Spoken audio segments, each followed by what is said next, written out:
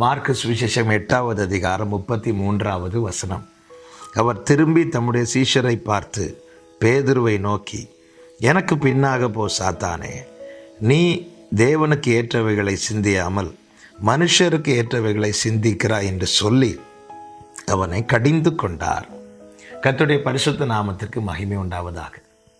ஆண்டவராகிய இயேசு கிறிஸ்து தாம் படப்போகிற பாடுகளை குறித்தும் அதற்கு பிற்பாடு அவர் உயிர்த்தெழுகிற காரியத்தை குறித்தும் சீஷர்களுக்கு போதிக்க தொடங்குகிறார்.